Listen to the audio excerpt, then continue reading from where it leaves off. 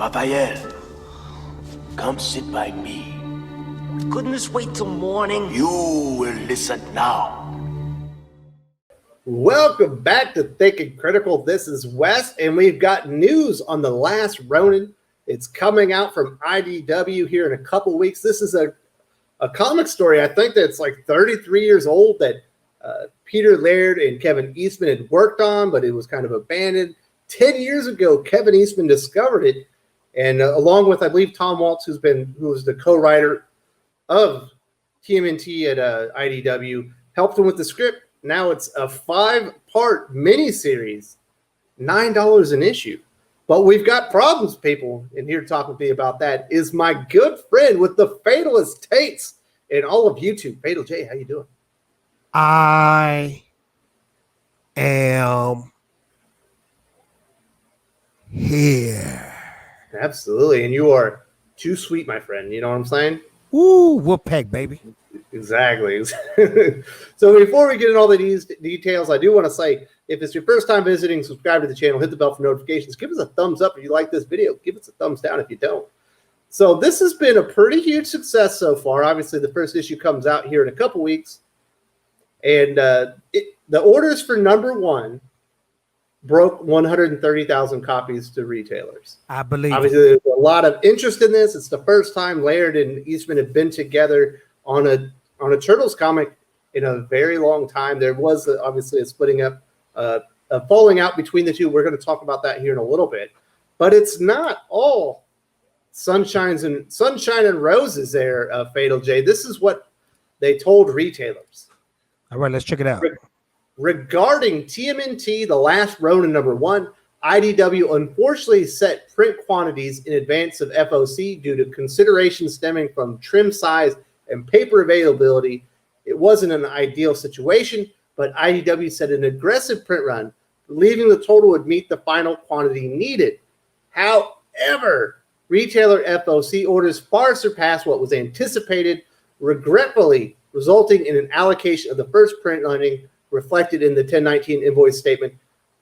The only solution available is to immediately solicit a second printing with a newly colored cover that's going to be released on December 2nd to basically fill up the first print running orders, the whole 130,000.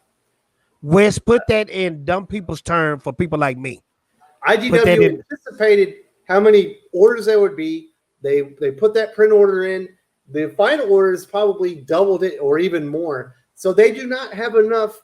There will not be enough comics coming from Diamond to fulfill all the retailer orders. So essentially, every retailer in America will be shorted on their TMNT, The Last Ronin #1 comic book. So in so many words, because I pre-ordered this comic book. This is like the first comic book I ever pre-ordered. So I might not get my comic book. You will, because it's on your print or it's on your pull list. Oh, okay, okay. But if you don't have a pull list, I would be calling your retailer and saying, please, pull back a copy for me and hold it for me. I'm a generous customer. I'm loyal, and I've been looking for this comic book. But it's too bad that happened. They didn't anticipate it would be 130,000, obviously. Obviously, there are side effects because of this, Fatal J. If you didn't pre-order and you're going to have to go through eBay, the prices have already increased. We're seeing some first prints of TMNT The Last Ronin hitting upwards of $45 and even greater. I've seen the numbers go higher for some rarer store variants and other variant covers. Obviously, 3 of these are just a regular cover. I believe one of them, the second one is an ash can for $40. I saw the I've ash seen can some that for are 40. cheaper. Yeah, I saw the ash can that it was high. Mm-hmm. But I think people is misunderstanding this comic book. This is what I first thought about this comic book. I thought Peter Laird and Kevin Eastman was writing and doing the art, but from what I understand, they just doing the layouts. Somebody else is writing and somebody else is drawing, right? Yes. So Laird and Eastman wrote the story. Tom Waltz came in to finish it. It was originally just a 20-page story. Obviously, it's much bigger than that because it's 5 very large issues. And then they ended up bringing in, where is it? They ended up bringing in Esau Escorza and Isaac Escorza to finish up the arts. I believe Kevin Eastman did the layouts as far as the pages, but he did not do the art. So because layouts, and that's a lot one of of the people reasons think that the comic ended up being delayed was because they originally had a different artist, and they ended up bringing these guys in. Because a lot of people think too, layouts mean art. No, it don't. Layouts is just showing the artist what you want to be in the book. What you want the page to kind of to look like, essentially. And see, I think a lot of people going to be disappointed. I think, now this is just Fatal J talking, the number one is going to do good. But when people see the art and when they see who's writing, the number twos is going to do bad. I really do. Well, let's look at the art. Even though, don't get me wrong. Oh, that art looks beautiful. This is the preview art that they put out. And wow. For people who don't know what the story is, let me take back my words. In a dystopian future, we're not sure exactly which turtle it is, or even if it is one of the original turtles. This was supposed to be like set 30 years in the future when they wrote it, which would have been 2017. So now it's a little bit further in the future, but I think the art looks pretty good. Man, that looks amazing. And the thing about it is, I'm trying to figure out which turtle it is. Everybody think Ralph. No, it's not Ralph. Because that's what everybody thinks. He's got all the weapons. He got all. It's gonna be Mikey. It's gonna be Mikey. Watch what I tell you. It's gonna be the turtle everybody least suspect. It can't be Mikey. It's way too dark for Mikey. That's what I'm saying. You saying it can't be Mikey. It's going to be Mikey. Watch what I tell you. It's not gonna be Donnie. He's the best turtle anyway. You know what I mean? Who, Mikey? You crazy? It's Ralph. No, Raphael's the best Teenage Mutant. Oh, okay. I thought we about to go into a big debate, sir. Listen, I am a middle child, which means I can see myself through Raph's eyes. If I was the youngest son in my family, like my little brother, it would be Mikey. And then if you're the oldest son, you're Leonardo. And then also, if you're middle, you're either Raph or you're Donatello. But when you think about it, though, everybody loves Ralph. Leo, even though Leo is probably the most skilled, he's the most boringest turtle. He's also a butt kisser, Yeah. Ralph is the bad boy. One that's got the edge on him, Yeah, he's a rebel. And everyone's always pissing him off, so he has to leave the family and all that good stuff. But yeah, I think this is going to do great. I think people are going to be very happy with it. I've read a couple of the early reviews. It sounds like people are very satisfied with it. As far as you're talking about layouts, that's no small thing. Layouts have been known to vex many a comic book artist and add weeks to like the process of the art. No, don't get Kevin me wrong. Eastman doing the layouts, so trust me, was probably a welcome. Don't get me wrong. I'm not dissing layouts. I mean, I'm just saying. But it is not the art. I think a lot of people think Kevin Eastman is drawing this book. That's what they have that in their head. That's why this book, the number ones is selling out now, because people think this is the big return of the creators. And this, to me, seems like the creators just going to have a little hand in this, but not a big hand. Well, I could be wrong. They wrote it. That's why people are excited. Let's get okay. To the Did they write all of it, or did they write just some of it? Because why do they need another writer?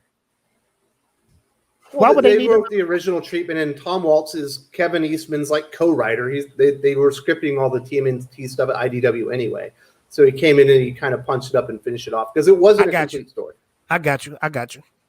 But this is the first time Peter Laird and Kevin Eastman are getting back together. The original band's together. I think that's why people are excited. There was an unfortunate falling out between the two over the rights of TMNT and the direction. Kevin Eastman had his vision. Peter Laird had their vision. I guess they ended up coming together, and Peter Laird ended up with all the rights to TMNT before he sold them, I believe, to Nickelodeon for $60 million or something amazing like that. So that's why people are excited. People are excited not only because it's TMNT, but it's the original band is back together. As far as the writing, obviously they aren't illustrating, and that's too bad. I would love to see it illustrated by those two, but I don't. Kevin Eastman just does covers now. Yeah, but this the thing, man. I know about their story, man, and they got the most inspirational story known to man in comic books. And I'm just really happy for Kevin Eastman, because with all the stuff that he went through with his own comic book company, what's it called, Tundra? And then Tundra didn't do too well. I'm really happy to see that this comic book is blowing up. It's rightfully so. Yeah. Like this feel like this is gonna be like putting the band back together to have that last hoorah. You know what I mean? Well, I know that Peter Laird has the rights to self-publish TMNT comics if he chooses to. Yes. That was part of the agreement with Nickelodeon. But so. Eastman doesn't have nothing. Well, yeah, Eastman, but if he wanted to, if they wanted to do it together, Peter Laird could make it happen. And I would hope that it would happen. With the success of this, maybe it will. I don't know. Have you been reading TMNT lately? I pick certain runs. I can't read all the runs because some of the stuff is too goofy and crazy. One of my favorite runs of TMT was Shredders in Hell. Yes, that was.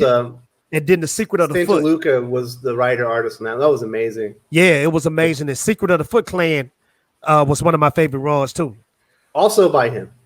Yeah. I really enjoyed that run. Yeah, I think it's Matthias Santa Luca. I might have that one incorrect. So No, I was reading all of TMNT until we got up to City at War, and then it slowed down so much. By the time we got to the end of it, I was kind of happy that Sophie Campbell was coming on. I was like, maybe this will liven up the series. And it actually got slower after that when it was like some segregated mutant town. And so I ended up having to drop the title, which disappointingly, I really do like TMNT. I thought IDW's TMNT has been like almost bulletproof up into that point. I pretty much like everything they did. So I'm excited for this. This is going to be amazing. And look at these covers, man. Look at these covers that they did. There's like 45 covers that I know of so far, including like store exclusive variants and stuff like that. I just think it's so cool, man. The Peter Laird and Kevin Eastman, these dudes are like rock stars. And then when they die, the creations they created, the characters they created, will still be living on. Man, that's like amazing to me. To Absolutely, have something live on. I don't think. TMNT is probably one of those things. Who was it? Dave Stewart talked about it on his YouTube channel. Things that are in a constant state of reboot.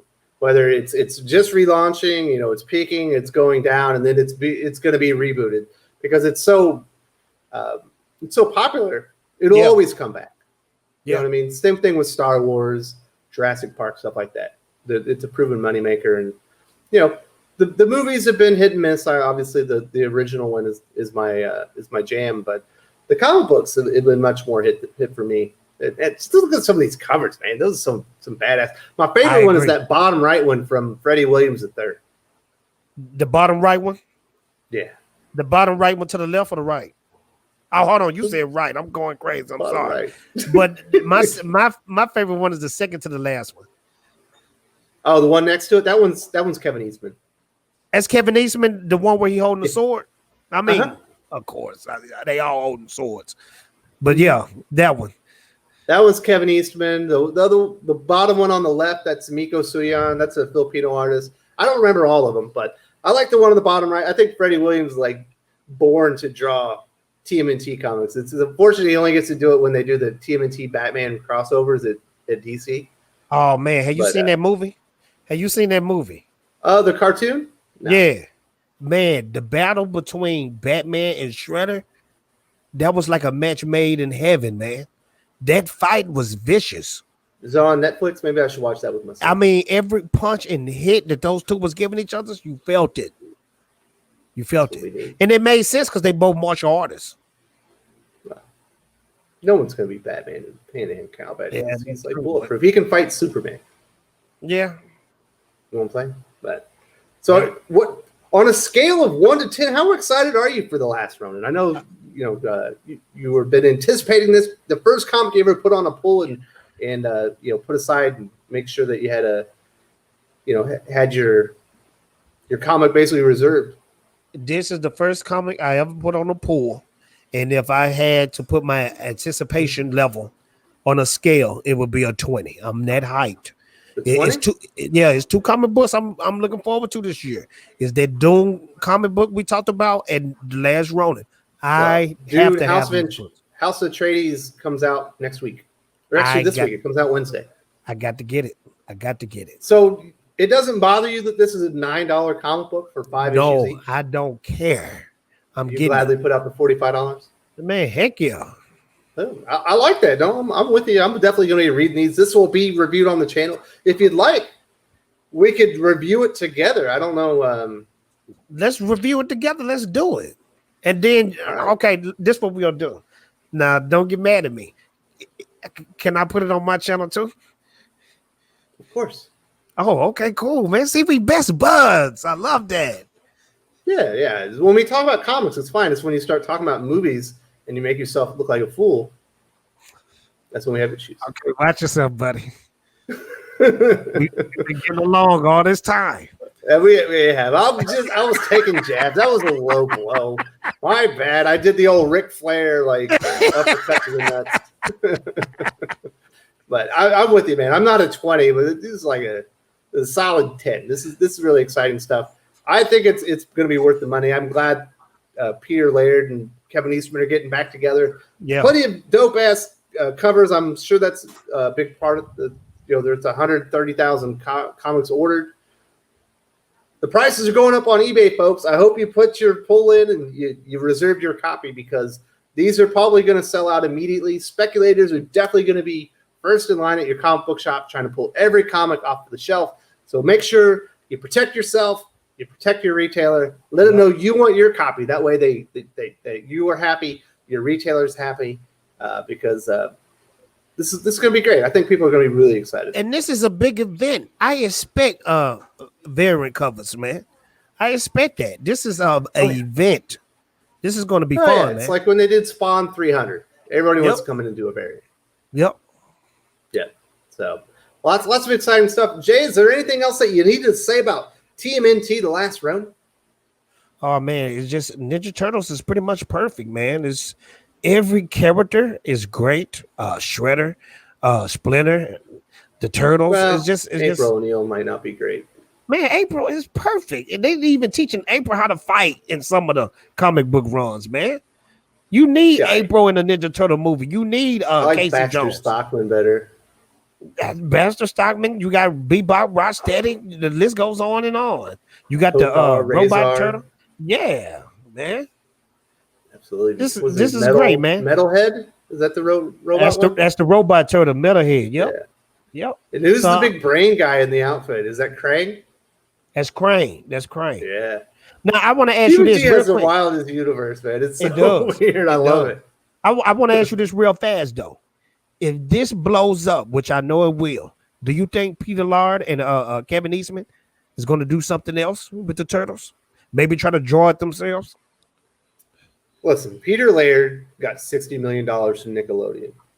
He's not going to do anything for money at this point, I don't think. If he enjoys it and the feedback is good and if he gets a good sense of accomplishment and I'm happy to have the team back together and I enjoy working with Kevin again, I think we'll probably get some because he's got, fuck you money.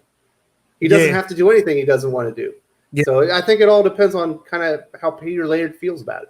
I know IDW would love to have him to do more stuff, obviously. I think this will be the perfect redemption story, though, for Kevin Eastman. If this just blows up, I want this to blow up as big as possible for Kevin Eastman, man. Because, like I said, when he went through Tundra, and I hate to say it, but blew his money, I think that was a big loss for him. But this could be his redemption story. His original creations putting money back in his pocket. So I want to see this. He's already been doing the TMNT on IDW. I think he's obviously he's not doing Peter Laird good, but I think he's on the upslope, and obviously this is going to be a high note for him. 130,000 copies at $9 a pop. That is a lot of cheddar, folks, and there's 5 issues total. And I'll be surprised if this ever drops below 80,000 as far as order ship. Obviously, we're not going to have this many variant covers for the rest of the issues. Jay, thank you both so much for joining me. If you don't follow Fatal Jay's YouTube channel, you're nuts. There's a link in the video description, and there is going to be an icon with his beautiful face on it in cartoon format. You go select that, you go to his channel, and you subscribe that way. And on that note, Cowabunga, dude. Cowabunga, dude. If you enjoyed this video, please give it a like. I would appreciate it very much. It helps us attract more views for the channel. Subscribe for future commentary, comic book news, and reviews. And don't forget to ring the bell for notifications. If you want to talk comics, movies, and much, much more, you can follow me on Twitter at Wes_from_TC.